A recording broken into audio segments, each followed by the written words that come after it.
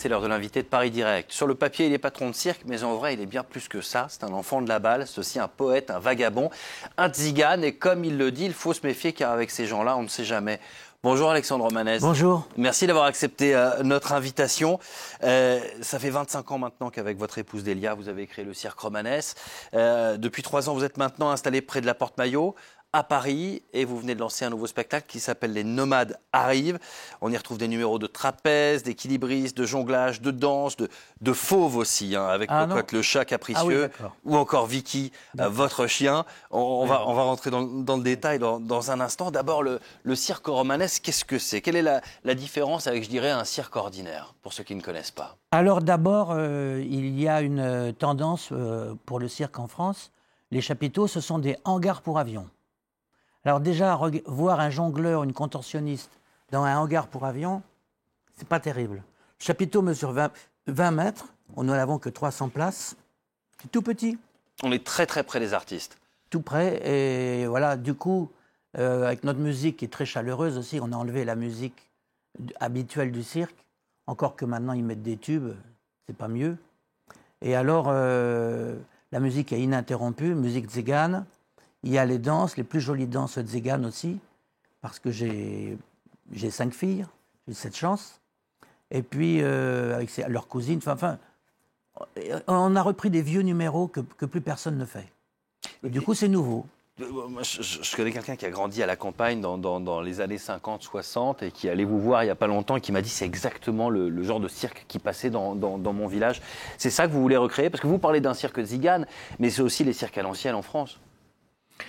Oui, non, moi j'ai fait le cirque simplement que je voulais voir. Il se trouve que on est revenu, vous savez, les nouveautés, elles sont pas, on refait souvent ce qui a déjà été fait. En fait, je dirais que tout est dans la façon. Si moi je vous cuisine un plat, vous verrez, c'est immangeable. Mais si mon épouse fait avec les mêmes ingrédients, elle fait un plat, c'est délicieux. Et là, le spectacle, c'est un peu ça aussi. Tout est dans la façon. Et je tiens quand même à préciser que voilà. Ça va paraître bizarre de dire ça. Disons que ce n'est pas un spectacle malsain.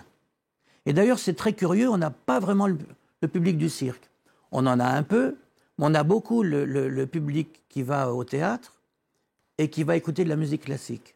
Et pourtant, c'est du cirque. Et donc, il y a de la musique tzigane qui rythme tout cela, avec les chants de votre épouse Delia. Le cirque romanesque, c'est donc une affaire de famille. Qui est-ce qui vous entoure dans ce spectacle? C'est la famille, toute la famille.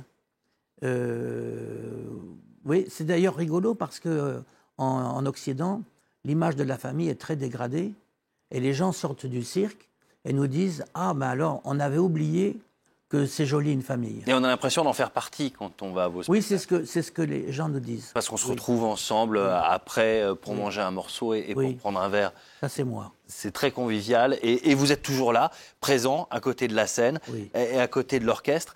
Vous aimez le proverbe tzigane qui dit « Ne te moque jamais des riches, ça pourrait t'arriver ».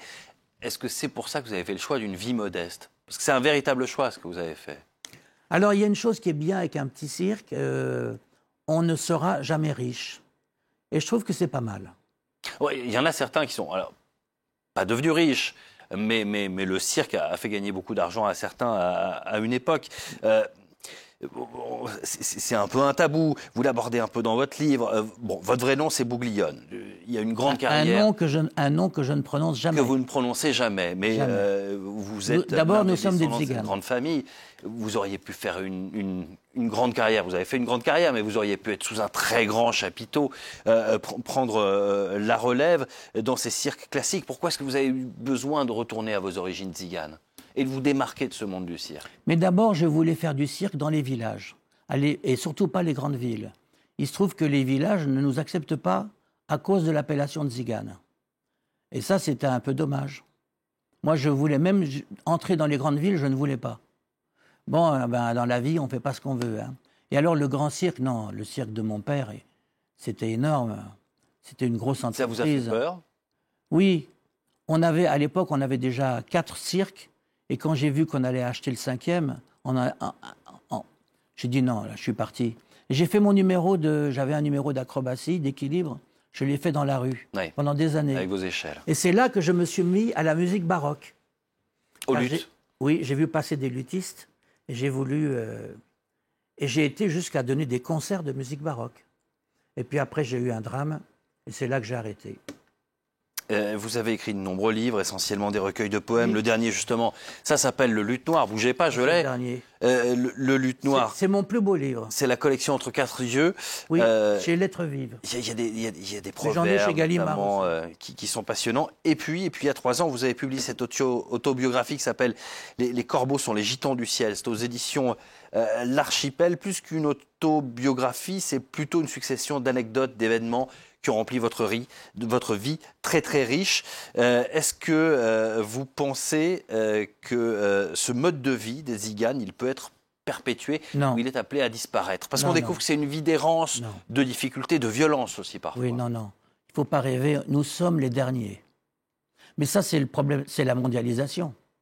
Moi, j'ai connu, vous savez, on traverse l'Europe en long et en large. D'ailleurs, on a même été jusqu'en Chine il n'y a pas longtemps. Je traverse la frontière. Il n'y a plus aucune différence entre les pays qui entourent la France. Moi, j'ai connu une France qui avait une... Je ne suis pas un gars d'extrême droite, attention, parce qu'on va peut-être le penser. Moi, je suis de l'autre bord et tout à fait de l'autre bord. Mais il n'y a plus de différence. On va d'un pays à l'autre. Ça, c'est la mondialisation. Moi, j'ai connu une France qui avait encore une identité. Lui, je suis désolé. La seule chose qui reste à la France, c'est sa langue. Et elle est attaquée tous les jours. Et moi, je voudrais qu'on m'explique pourquoi on dit fake news et pas fausse nouvelle. J'aimerais bien qu'on me l'explique. Un anglicisme. En tout cas, il y a aussi quelque chose qui vous bloque et qui vous empêche de vous déplacer, c'est les normes aussi, qui sont de plus en plus compliquées, de plus en plus drastiques. Vous le dites d'ailleurs dans votre livre. Ce serait un coup à passer votre temps dans votre bureau et plus du tout sur la piste. Un directeur de cirque aujourd'hui, il est dans son bureau. Moi, je ne fais pas ça. Alors évidemment, il y a des choses qu'on fait sûrement très mal, mais moi je suis dans mon cirque. Oui, parce que vous êtes un homme de la piste, vous avez fait tous les métiers, vous avez été équilibriste, dompteur de fauves, patron de cirque, vous avez, comme vous l'avez dit, longtemps joué dans la rue avec vos échelles. Qu'est-ce que vous avez préféré et qu'est-ce que vous rêvez de faire que vous n'avez pas fait encore jusqu'à présent? J'aurais adoré diriger un orchestre baroque. J'aurais aimé ça. Et puis j'ai joué du luth pendant des années. J'ai même été jusqu'à donner des concerts. Pourquoi? Parce que c'est très éloigné de la musique tzigane, tout ça. Complètement. Je suis un tzigane hors norme.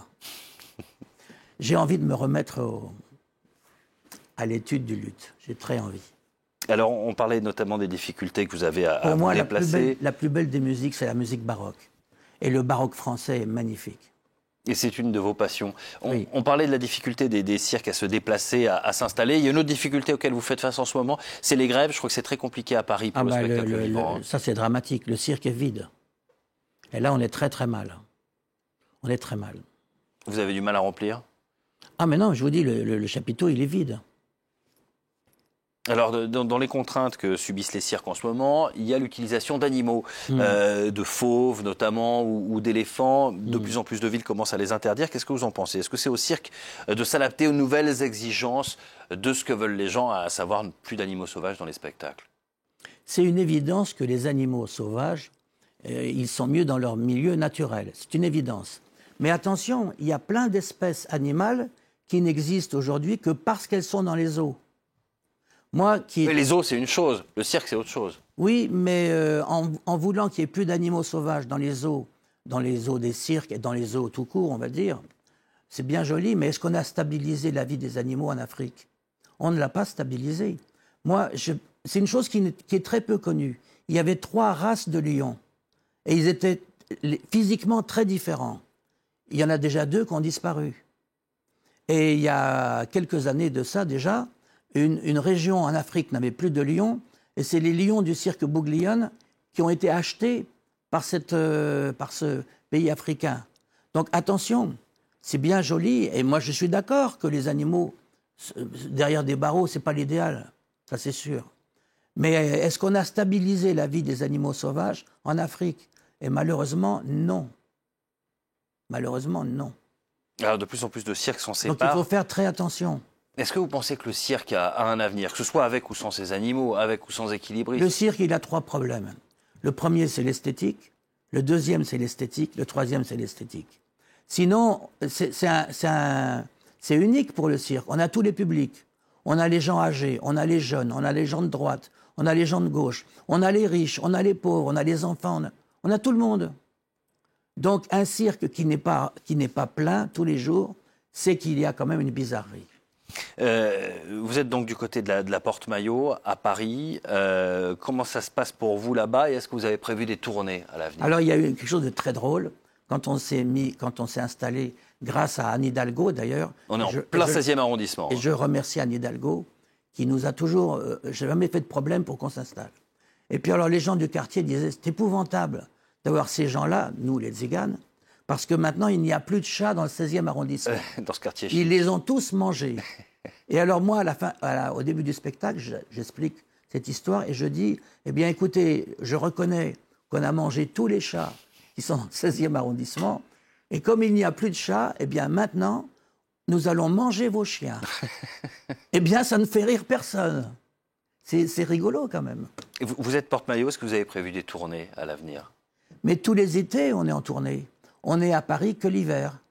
Et encore une fois, je remercie Anne Hidalgo. Et Grâce à elle. Des tournées en France ou à l'étranger? Je crois que vous avez envie de jouer au Maghreb. Hein. On a été jusqu'en Chine. Ouais, mais je crois que vous avez envie de jouer au Maghreb, non? Mais oui, cet été, on devait faire une tournée en Tunisie. Et puis, il y a eu un malentendu entre nous. Et puis, finalement, on n'a pas pu y aller. Parce que vous qui avez notamment participé à des spectacles en Algérie, je sais que le Maghreb vous tient à cœur. Moi, j'ai beaucoup aimé l'Algérie. Bah, si jamais on nous regarde là-bas et qu'on a envie de laisser le cirque romanesque s'installer, l'appel est lancé. Merci beaucoup, Alexandre Romanès, d'avoir accepté notre invitation. Je rappelle ce livre, Les corbeaux sont les gitans du ciel. C'est passionnant, ça se lit par épisode, on peut le poser, le reprendre, c'est plein d'anecdotes très intéressantes. Le Luth Noir aussi, recueil de poésie, et puis bien sûr, donc votre cirque, le cirque romanesque. Et je sors un nouveau livre en avril. Eh ben très bien. Et je pense que ce sera mon plus beau. Eh ben rendez-vous d'ici là, et peut-être au réveillon aussi. Qui va s'appeler La Steppe. Et il y a le réveillon, si vous avez... Il paraît qu'il ne faut jamais montrer du doigt. Excusez-moi. Non, c'est moi qui l'ai fait, pardon. Il y a le réveillon aussi, si j'en parle pas. Ah bah oui, réveillon de Tzigane. Ma femme m'attend avec le rouleau à pâtisserie. Bon, on la salue. Merci beaucoup, Alexandre Romanès. Merci de m'avoir invité.